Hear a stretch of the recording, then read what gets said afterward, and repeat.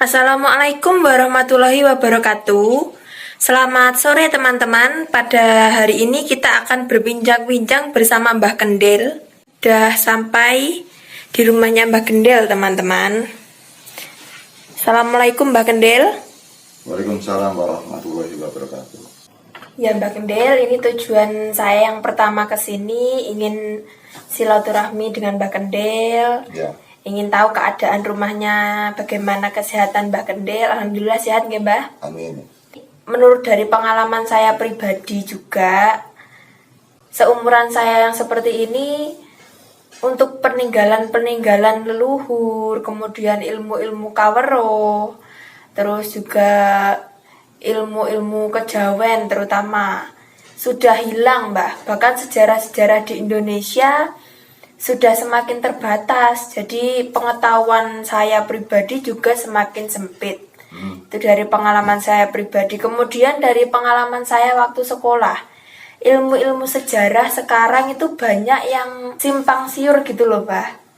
Jadi antara sumber satu dengan sumber yang lain itu sudah beda. Jadi untuk pelajar juga mahasiswa itu kesulitan Mbah untuk menguak sejarah-sejarah, kemudian kawruh-kawruh dari peninggalan para leluhur itu sudah mulai pudar seperti itu. Ya.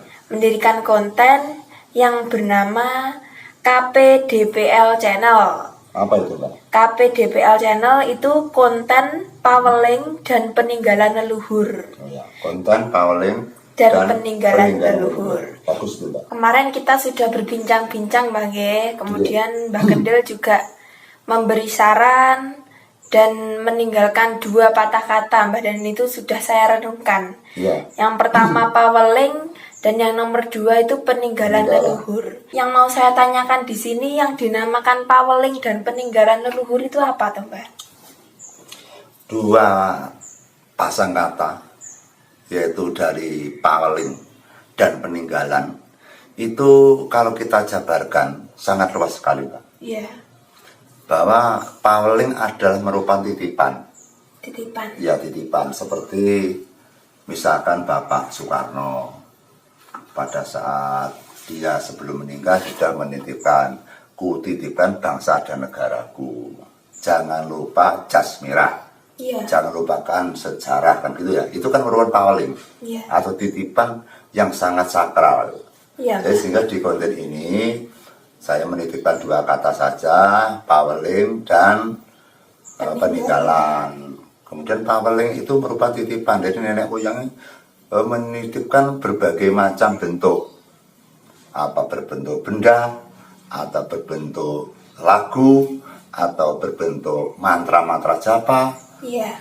Apakah berbentuk adat istiadat, sehingga para leluhur itu meninggalkan berbagai macam jenis bentuk paweling. Kemudian salah satu saja yang saya ucapkan adalah paweling adalah merupakan perintah atau amaran. Misalkan, le besok lamun to gede ojo lali karo wong tuamu, elingo marang wong tuamu. Iki kan paweling, Mbak. Iya. Ojo lali karo wong tuamu, sebab wong tua iku sejatine Gusti Allah ingkang katon. Mula kena diarani al jannatu jannah aqdamil ummahat, tegese surga ana telapak kakine ibu. Iku kan paweling Mbak Biyen. Iya. Makanya itu salah satu contoh, Mbak. Jadi paweling itu banyak persepsi, banyak hal-hal yang perlu kita bongkar di dalam konten tersebut, Mbak. Kemudian yang dinamakan peninggalan adalah seluruh nenek moyang dulu itu pasti meninggalkan sejarah, pasti meninggalkan sesuatu untuk para cucunya. Yeah. Sekarang yang jelas-jelas orang pada tidak mengerti, salah satu saja agama, Pak. Agama itu juga merupakan peninggalan atau warisan. Karena apa? Pada saat saya lahir, kemudian saya TK, setelah lulus dari TK saya disekolahkan SD. Yeah. Kan ditanya sama gurunya, apa agamamu? Berhubung bapak saya agama Islam, mbah saya agama Islam, saya mengucapkan agama saya Islam. Kan saya tidak buat agama sendiri, Iya. dan tidak menciptakan agama sendiri. Kita hanya mendapat warisan dari leluhur, yaitu mbah saya, bapak saya Islam, saya yang mengucapkan saya agama saya Islam. Itu kan merupakan warisan. Belum seni budaya, misalkan dari wayang, ketoprak, ludruk dan sebagainya. Belum lagi peninggalan berupa batu tertulis, misalkan peninggalan candi, kemudian peninggalan makam, peninggalan pepunden, peninggalan nama-nama desa dan kota. Itu kan juga peninggalan. Maka dari itu, maka di dalam konten itu sangat mendukung sekali bahwa konten ini barangkali bisa berguna bagi teman-teman atau masyarakat luas, Mbak. Iya. Itu Mbah nggih. Terus kemudian yang kedua, Mbah. Ini ya, maaf saya mau menguak ke kepribadiannya Mbah Kendil, mboten napa-napa nggih, Mbah. Mboten napa-napa. Ini bagaimana toh Mbah kronologi dan latar belakangnya Mbah Kendil yang sesungguhnya? Karena saya dengar-dengar itu Mbah Kendil pernah mendapat gelar Mbah Darmo Sudar. Itu gimana, Ya. Mbah? Sejak kecil memang saya lepas dari rumah. Sejak kelas 6 SD saya sudah meninggalkan keluarga, saya sudah meninggalkan rumah, kemudian saya berburu-buru gitu, Mbak. Sehingga dari sekolah SMP, SMA itu saya biaya sendiri, kemudian saya mencari uang sendiri, saya cari uang makan sendiri. Kemudian dengan saya lepas dari orang tua, maka kemandirian saya akan tercipta.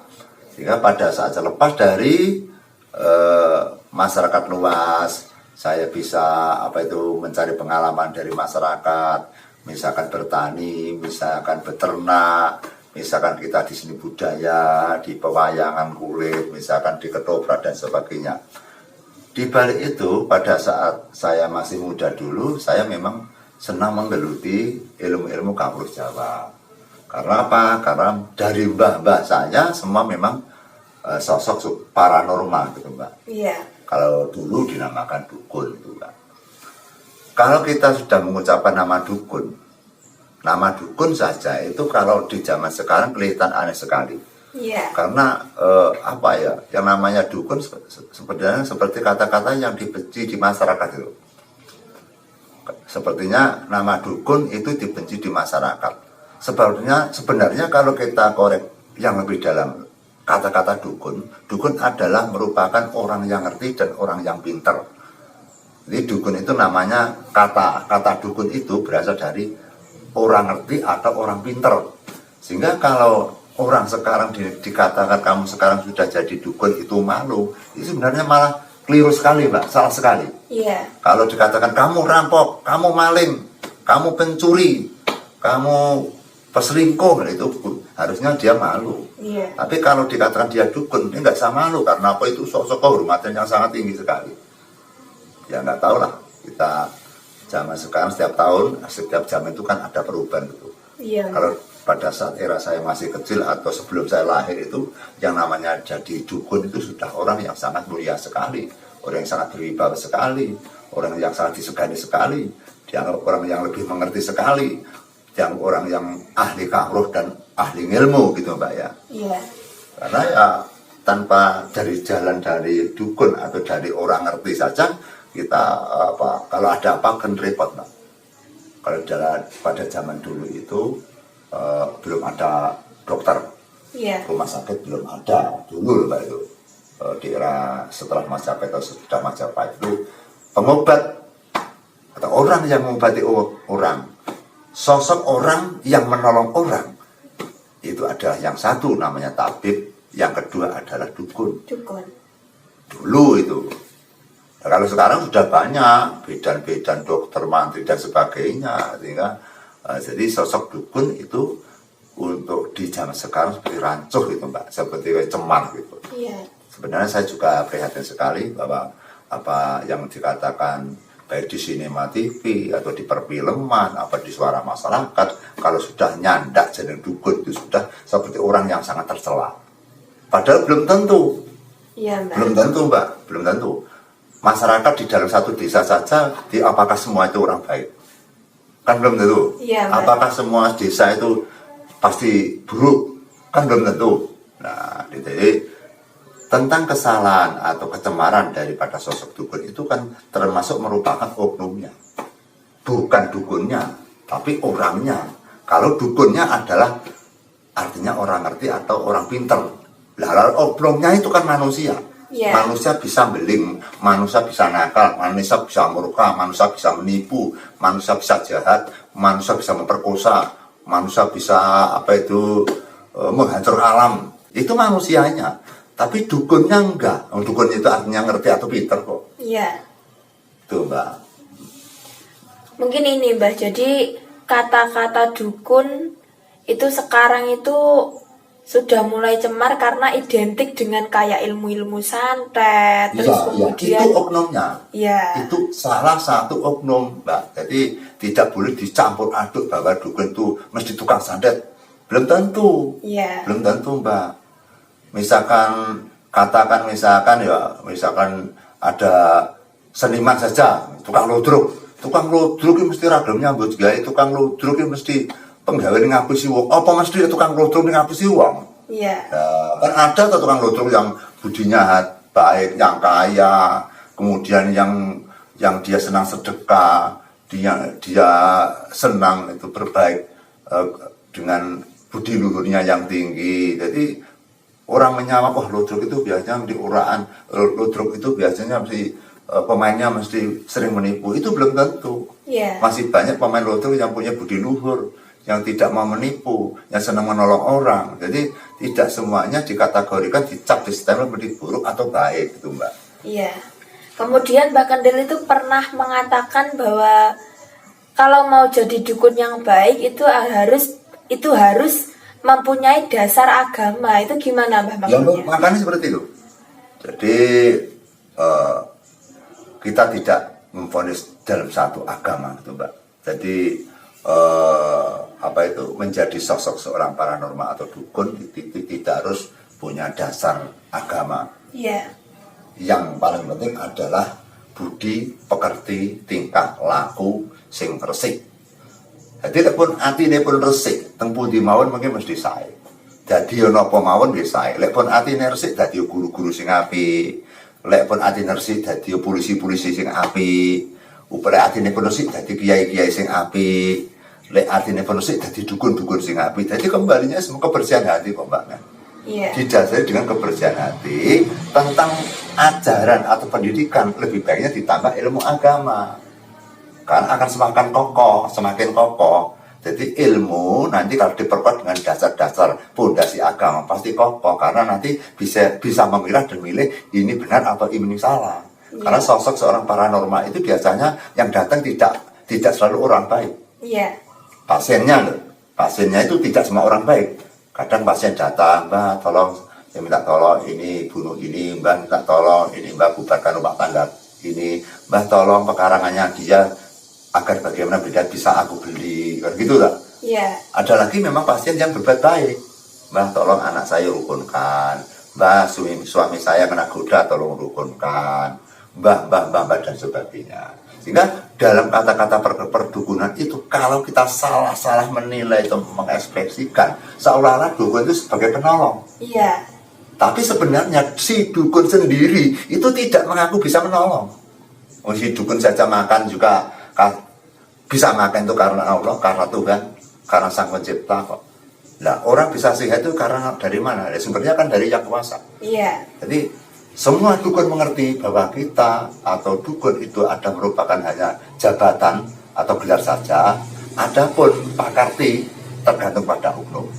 Dan setiap insan manusia semuanya dari dan mengetahui bahwa manusia sebenarnya tidak punya kemampuan apa-apa. Kalau toh ada minta tolong nanti sembuh atau berhasil, itu kan bukan urusan kita, itu kan urusan Yang Maha Kuasa. Dan sembuh dan tidak berhasil dan tidak bukan karena kita, karena Yang Kuasa. Karena sebenarnya kepandaian atau merupakan kekuatan, kesaktian yang diberikan kepada hambanya itu kan hanya titipan. Buktinya apabila nanti orang sakti atau orang pinter atau orang yang punya sesuatu yang mendasarkan, apabila sudah tua dicabut nyawanya kan sudah tidak berdaya di alam kubur. Sakit saja sudah tidak punya kemampuan, Mbak. Banyak orang sakti kena kencing manis saja sudah tidak berdaya. Itu tanda bukti bahwa manusia itu tidak punya apa-apa. Jadi punya kelebihan itu hanya titipan Sang Kuasa, gitu, Mbak. Jadi dukun semua ngerti bahwa keahlian dukun itu bukan karena dukunnya. Ngerti dukun itu ngerti betul itu. Andai kata saya jadi dukun, saya ngerti bahwa saya itu bisa menolong orang bukan karena saya, itu karena dari yang kuasa. Sing ngarane lak wong-wong kuwi. Iya. Lah dukune dhewe iki jane ora ngarani rumangsa pinter. Makanya sebagai pakar, sebagai oknum atau sebagai pengawal dukun atau paranormal, yang penting dasarnya adalah menolong dulu. Kalau dasarnya kita mencari penghasilan, dasarnya kita mencari ketenaran, dasarnya kita cari pangalam bono, dasarnya kita biar nanti tenar, nah itu nanti akan anjok marang kasangsaran lan bakal nyilakani wong. Tapi dasarnya tuh tetulung, mau tulung awake dhewe ora apa-apa. Enek wong moro ya karepmu, ora enek moro ya ora apa-apa. Iya. Begitu tak? Jadi kita tidak ambisi supaya orang-orang datang itu. Kamu datang silakan, orang tidak apa-apa, wong. Kita bekerja itu tanpa dukun saja bisa makan, wong. Buktinya pengemis saja, pengemis yang derajat kecil saja, itu saja bisa makan. Iya, Mbak. Seperti nyamuk saja, nyamuk tekek cecak itu hanya ditembok saja. Dia juga bisa nolak, bisa makan kok. Jadi kita tidak berpusing-pusing, tidak berdele-dele bahwa kehidupan manusia, makan atau rezeki itu sudah tertata rapi oleh Tuhan. Iya, iya. Kemudian untuk pertanyaan selanjutnya Bang Gen. Ya. Mbak Kendil kan lahir dari terah paranormal atau dulu disebut dukun. Ya. Oke. Yang mau saya tanyakan di sini, apakah benar sampai sekarang itu Mbak Kendil sendiri masih melestarikan perdukunan tersebut? Ya, terima kasih Mbak. Pertanyaan itu pertanyaannya sangat bagus sekali. Tentang perdukunan, sebenarnya saya sangat membanggakan sekali kepada keluarga saya yang punya kemampuan, yang bisa menolong orang. Dan saya bangga sekali bahwa keluarga saya dipanggil sebagai Mbah Dukun. Saya bangga. Iya.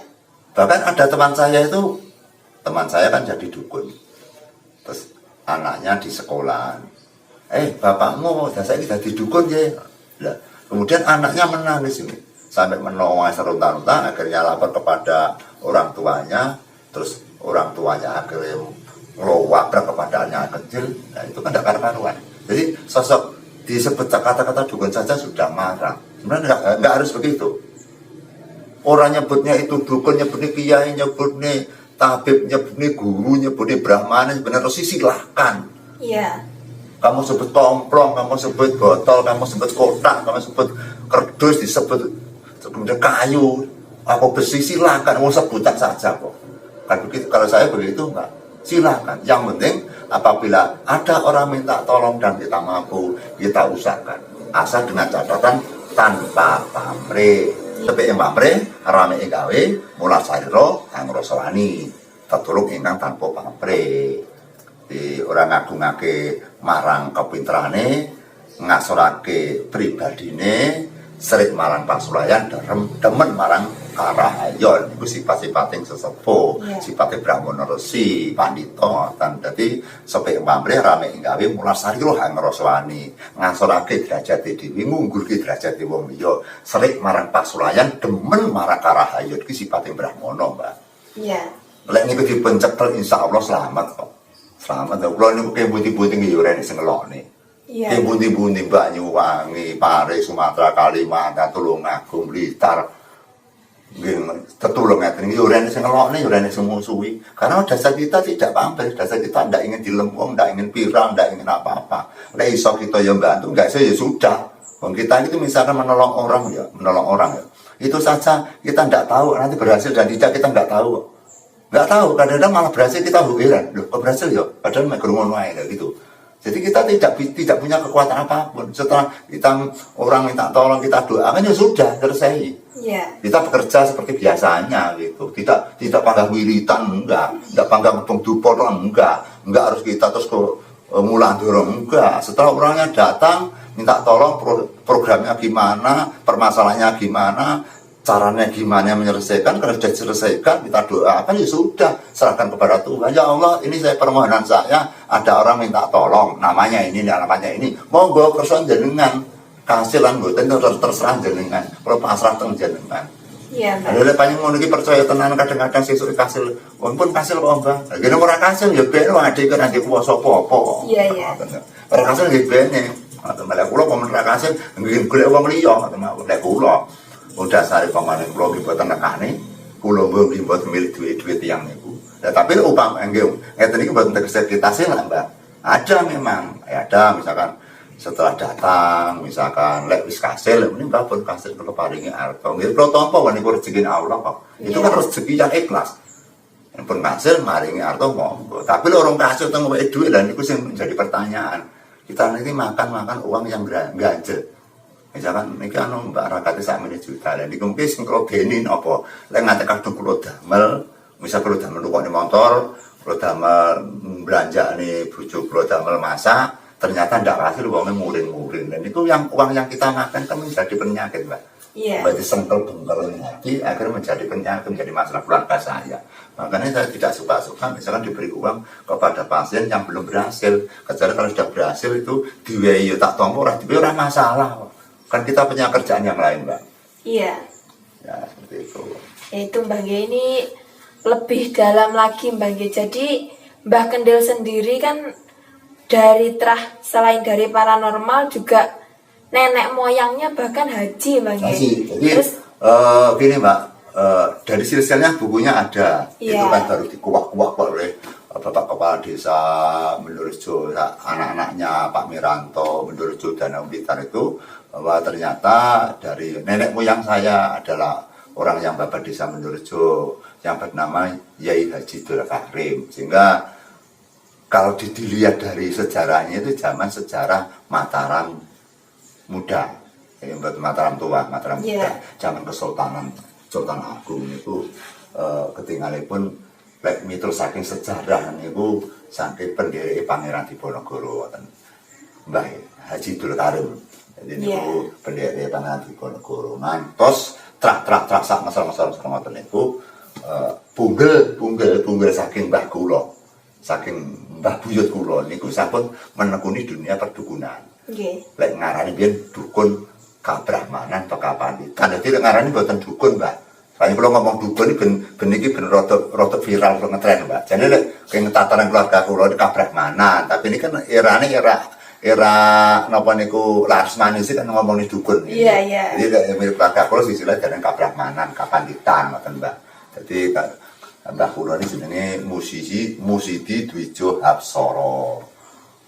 Dwijo niku pendhita to, Mbak. Hapsara tegese wani dadi brahmana niku mbah kula. Dadi niku brahmana ada pandhita gitu ngoten. Tapi lek kita zaman sekarang ngomong pendhita ngoten saja kaya wong pengpengan ya, kita mau dukun ya yang sederhana simpel, Mbak, yang mudah dimengerti. Jadi dari sejak kelalima SD saya sudah melihat dari mbah saya kok enak ya jadi paranormal, tamunya banyak, uangnya banyak, kemudian disegani, dihormati. Kemudian pada saat kelas 5 SD saya terbalik ingin seperti mbak saya. Saya bertapa di Gunung Pegat dulu, di Candi Pertapan tuh. Kemudian kelas 5 SD saya sudah berani tidur di luar sendiri, tidur di kebun sendiri, tidur di makom-makom sendiri, kemudian tidur di sawah sendiri, tidur di pinggir kali sendiri. Itu masih kecil, Mbak. Karena saya sejak kecil ingin sekali menjadi sosok orang yang seperti mbak saya gitu loh. Seperti itu. Makanya dinamakan sampean Mbah Darmo Sudar. Dulu saya buka praktek di desa Dusun Tangkilan, Desa Padang, Kecamatan Paku Kediri. Di sana orang nyebut saya Mbah Darmo Sudar. Karena nama saya kan bukan itu. Nama saya kan Tejo Bintoro. Kenapa Mbah kok disebut Mbah Darmo Sudar? Ya mungkin merupakan dharma. Pada saat itu saya kan mengembara itu. Mengembara menjalani dharma. Kemudian orang nyebut saya Mbah Dharma. Mbah Dharma Sudar adalah mertua saya. Dharma dianggap saya. Soalnya Darmo. Ya mulai Darmo Sudar itu. Setelah itu saya ke Tulungagung bisa menyembuhkan orang yang sudah kritis, sudah tidak sadar ya Mbak ya. Oknama sudah tidak sadar itu, sudah koma itu 18 hari, saya kasih air putih saja, dia sembuh. Kemudian dia terharu dan heran sekali, kemudian datang di kios saya dulu adanya kan jamu kendil-kendil tuh, jamu tempatnya kendil-kendil. Kemudian saya kan bukan di pasar, karena orang ramai saya dinamakan, ini bukan Pak Bintoro, ini saya kasih nama sampai kapanpun Mbah Joko Kendil. Sehingga saya sampai di Tulungagung, sampai di rumah pun tetap disebut Mbah Kendil itu. Jadi bukan saya yang menamakan, itu gelar dari orang lain. Dan saya menyembuhkan pakai media air aqua Mbak dulu Mbak. Jadi tidak pakai jamu. Dan itu tidak saya doakan. Karena saya tahu bahwa orangnya saja sudah tidak sadar 18 hari sudah koma. Kalau dijamu ini kan nggak bisa, makan saja nggak bisa. Iya. Kemudian saya hanya ambil air, kemudian ta'awud saja. Ya tidak saya doai, ya tidak saya mantrai, karena saya tahu nanti pasti nggak sembuh. Percuma saya doai, saya doakan percuma, kan kondisinya sudah lemah ya. Iya. Akhirnya saya letakkan di bawah meja gitu, ini bawa pulang nanti katakan batuk, udel sama bulu jumbu. Langsung saya seberapa jam langsung dia bisa duduk, terus minta makan, paginya sudah mandi. Ya kan menjadi gempar di masyarakat sana. Kok aneh, mau 18 hari tidak bergerak kok langsung sembuh. Akhirnya dia menggelar nama saya Mbah Joko Kendil atau Mbah Kendil. Itu nama dari rentetan saya, Mbak. Ya, itu berarti waktu menyembuhkan itu enggak Mbah Kendil lihat apakah ini kena makhluk atau gimana? Karena saya sudah tidak berpikir ke situ. Saya berpikir saya hanya paling nggak sembuh. Pikiran saya nggak mungkin sembuh. Iya. Saya mikir nggak mungkin saya mampu gitu. Karena rumah sakit saja sudah bisa menyembuhkan, apalagi saya, apa kemampuan saya. Makanya saya suruh beli aqua, terus datang apa gelasan itu Mbak. Saya letakkan bawah meja, ini bawa pulang aja, nanti tetekan batuk, terus kemudian udel sama mulut jumbo, tetesi 3 tetes ke bibirnya atau ke lidahnya. Langsung berapa jam dia duduk Mbak. Makanya yang nama mukjizat seperti itu. Jadi kita jangan sombong, kita itu tidak bisa menyembuhkan. Wong ora dimantrani marah. Kadang-kadang yang kita mantrani, kita jamuni, kita pijeti malah tambah nemen. Nah, itu kan ada Mbak. Yang namanya menyembuhkan orang tuh sulit Mbak. Saya jadi tabib 20 tahun. Iya. Makanya saya dari perdukunan saya juga berhenti, pertabiban juga saya berhenti. Karena udah capek. Jadi paranormal atau dukun gak nih. Kemudian jadi tabib yo abot ditekan-tekan kebutuhan kleru oleh ngombe mati nggo dituntut polisi gitu. Iya, Mbak. Dia tak promosi perpajakan, ngurusi dipanggil jam 3 malam ke rumahnya pasiennya kumat. Jadi sangat berat sekali. Jadi menjadi sosok orang yang terkenal itu tidak mudah. Sehingga pada masa posisi saya sudah tua, saya sama anak-anak saya, cucu saya disuruh saya berhenti. Sekarang terus jenengan nawani main konten monggo. Menurut pengalaman kula saged kula beber ing kula bagikan dhateng kanca-kanca ingkang mangke wonten gunanipun. Iya. Mbok menawa nek gunane ora nek gunane dirungokne mawon damel kesenian damel kabudayan kemawon. Jadi ini pengalamannya Mbah Kendil itu enggak apa-apa ya Mbak kalau dibagikan sama teman-teman? Enggak masalah, enggak masalah. Saya berguru ke sana kemari itu nanti kita bagikan pada teman-teman yang butuh loh. Iya. Oh caranya ini gimana gini, caranya gini, enggak apa-apa kok Mbak. Ilmu itu saja yang paling baik yang bisa dibagi-bagikan. Ilmu yang baik, ilmu yang bisa dipakai orang itu yang baik. Yeah. Kalau dirasakan sendiri itu malah jelek tuh Mbak. Karena kalau dirasakan sendiri berarti ada unsur kita angkuh tersombong atau kita menangi dewi, kita megah kumpulan karo wong kan gitu Mbak. Iya. Yang paling baik kalau punya pengalaman bagikan kepada teman. Nanti kan pahalanya berlapis-lapis tuh. Diberikan 1 pahalanya dapat 1, diberikan 2 orang mendapat 2 pahala, diberikan 3 pahala, sampai 100 orang mendapat 100 pahala. Kan nanti semakin lama semakin banyak pahala itu Mbak. Iya. Kemudian ini Mbah, kita kembali lagi ke konten Mbah ya. Iya. Yang mau saya tanyakan sama Mbah Kendil ini adalah salah satu ilmu warisan dari nenek moyang Mbah Kendil itu apa Mbah? Yang jelas kalau dari nenek moyang itu sebenarnya kan dari buyut saya kan pertama menjadi lurah, terus turun jadi mudin Mbak. Iya. Dan mudin setelah buyut jadi mudin, kemudian Mbah kula terus menduduki dunia paranormal atau dukun atau pandita niku. Dadi pun boten teng agama pun rada medhuk titik datang perdukunan, tapi ibadah ini bangga. Tapi wong ngarani Mbah dukun karena napa Mbah kula gelem ngebomenyan, gelem pakai kembang Yuswan ratos niku. Mula darani dukun. Jane lek ibadah iki sami mawon di padha. Itu kenapa Mbah kok bisa dari terah haji keagamaan terus kemudian kok langsung ke paranormal? Itu apakah setelah nikah terus kena pengaruh istri atau suaminya atau gimana? Enggak, Pak? karena pada saat dia mengamalkan agama memang dia kan mondok. Iya. Setelah mondok kan diajarkan ilmu-ilmu tasawuf, ilmu makrifat, ilmu-ilmu yang bisa melihat kacamata batin, ilmu Iya. kekebalan, malah Mbah Kulo tukang pencak silat, punya kesaktian, dibaca orang cerdas. Akhirnya berhubung dia merasa diagungkan masyarakat, terus kemudian banyak orang yang minta tolong.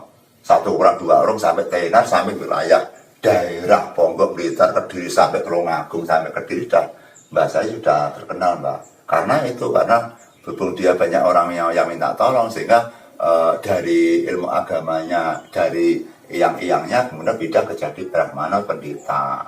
Karena ya mungkin kan dia senang lah, senang didatangi orangnya, senang Mbak, dimintai tolong, Iya. orang minta tolong berhasil kan senang, apalagi terus kemudian ditambah dengan plus rezekinya itu, sehingga akhirnya terus hanya menekuni sebuah agenda untuk paranormal atau pendidikan itu. Iya. Karena kalau walaupun Mbah Kulo mboten njaluk, lek berhasil kan mending ngowahi lho, Mbak. Wong Iya. Jawa niku ora kan njaluk, lek kasil mending ngowahi. Niku naluri punan niku. Oke. Niku akhirnya baik demen malah pindah teng mriku nekuni teng mriku. Ya, ini sudah selesai Mbah pertanyaan dari kru Oke. KPDPL. Oke. Niku singkatan apa, Pak? KPDPL. Konten Paweling dan peninggalan leluhur. leluhur. Oke, saya niku, Mbak. Ya, jadi Oke. nanti saya juga minta tolong sama Mbak Kendil bantu Mbah Terus Nggih. saya bantu sepenuhnya, Mbak. Kita menguak peninggalan-peninggalan leluhur dan paweling nenek moyang kita dulu. Siap, Mbak. Siap membantu Mbak saya. Ya. Karena saya juga senang apa itu bisa mencurahkan perasaan. Kemudian ilmu-ilmu pengalaman yang saya miliki karena nanti tidak dibagi-bagikan untuk apa, Mbak? Ya, Kita sebaik-baiknya orang itu kan orang yang bisa menyenangkan orang. Jadi sebaik-baiknya orang yang bisa menolong orang. Itu, Mbak. oke. Ya teman-teman, sudah cukup perbincangan kita pada sore hari ini. Terus ikuti dan simak konten kami KPDPL Channel. Kita akan menguak sejarah-sejarah para leluhur, peninggalan-peninggalan para leluhur, dan paweling-paweling nenek moyang kita yang sekarang sudah pudar, bahkan hampir punah. Jadi terus ikuti konten ini, terus ikuti video-video kami selanjutnya. Kita akan bersama-sama menguak sejarah-sejarah yang ada di bumi Nusantara dengan bantuan Mbah Kendil. Cukup sekian teman-teman. Wassalamualaikum warahmatullahi wabarakatuh. Waalaikumsalam warahmatullahi wabarakatuh. Rahayu ingkang pinanggih. Matur suwun.